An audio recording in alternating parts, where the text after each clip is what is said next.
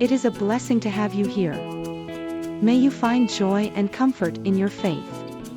We live in times marked by political, social, and cultural polarization. The presidential elections in the United States have highlighted these divisions intensely, bringing to the forefront the urgent need for reconciliation. As Christians, we are called to be agents of peace and reconciliation. But how can we build bridges of love and understanding in such a divided world?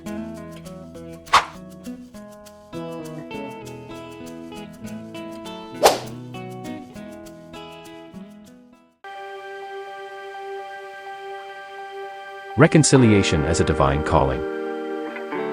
God has given us the ministry of reconciliation. In 2 Corinthians 5 verse 18, Paul reminds us that all this is from God, who reconciled us to himself through Christ and gave us the ministry of reconciliation. This reconciliation begins with our relationship with God but extends to our relationships with others.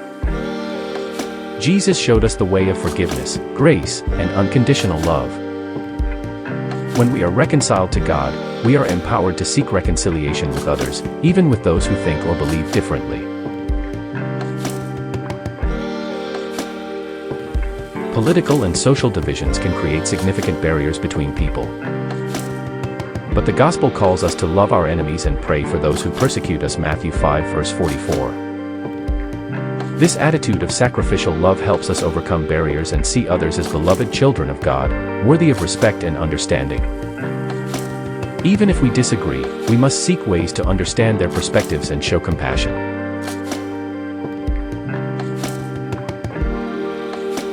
During election times, it is easy to be swept away by divisive rhetoric. However, as Christians, we are called to build bridges of peace. This means engaging in respectful dialogue, listening with empathy, and seeking unity in diversity.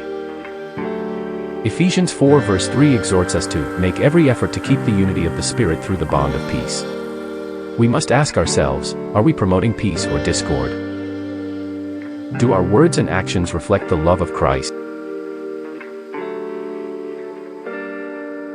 The reconciliation we practice today is a reflection of the kingdom of God, where all nations, tribes, and languages will gather in perfect harmony.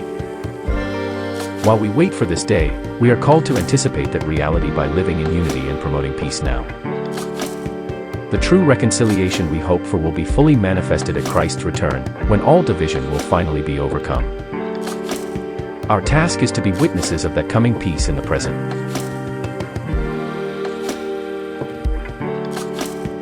Pray for those with whom you disagree, asking God to give you a heart of love and understanding.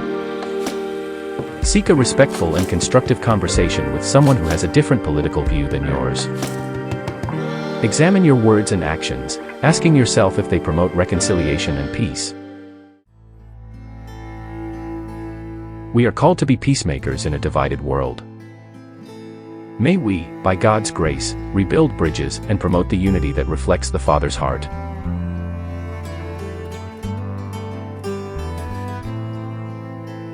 If this devotional spoke to your heart, subscribe to the channel, like, and share with friends who need to hear this message. Let us together spread the peace and love of Christ.